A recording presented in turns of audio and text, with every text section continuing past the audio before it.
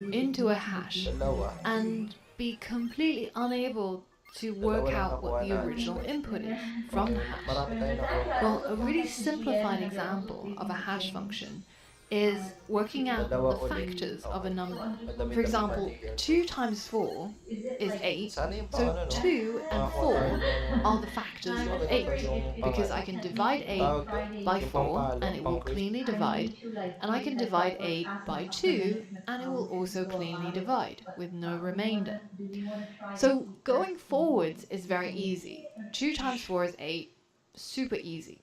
Now, if I asked you to work out what are the factors of 8, which would be 1, 2, 4, and 8, that's a little bit more difficult.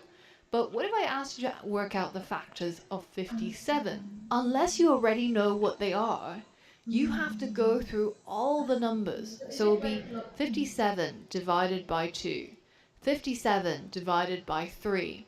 Now here you would find that 57's factors are 3 and 19, because it can be cleanly divided into 3 and into 19. But what if I asked you, are there any other ones? Well, you can't be sure unless you actually continue. So you could say 57 divided by 4, that doesn't cleanly divide because there's a remainder. Then you do 57 divided by 5, and so on and so forth.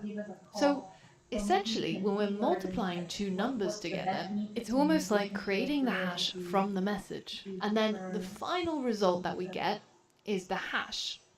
But if you wanted to go from the hash to go back to the original message, you would have to brute force it. You would have to divide it by every single number from 1 to 57 to find out all of its factors, which for humans takes a lot of time and for computers takes a lot of energy and computing power, especially when you're dealing with very, very large numbers.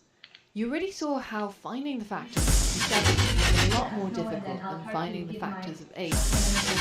Real-world cryptography uses numbers that are hundreds of digits long. For example, in 2019, it took researchers 900 years of computing power to find the factors of a number with 240 digits. So this is kind of the underlying basis of cryptography. Going forwards is very quick and easy, very easy to calculate, but going backwards is almost impossible using the current computation power that most people have access to. So how does this apply to blockchain anyways?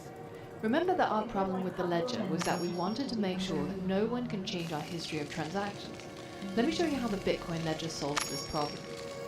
Using what we know about one-way functions, we can now take our transaction data and create a hash. Some very clever people have figured out that you can encode a whole bunch of things and hash everything together. So, for example, I could write a message and I could write which date it was written on, so the 1st of January of 2023, and I could also say, I am the person who wrote it, my name is Angela.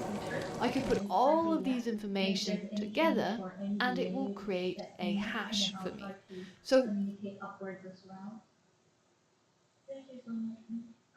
to Johnny and then yeah, to my upper man. Okay. Thank you so much, dear. Thank you.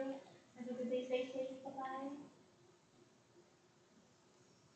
Cause no one can make it 㗎啦，誒屌！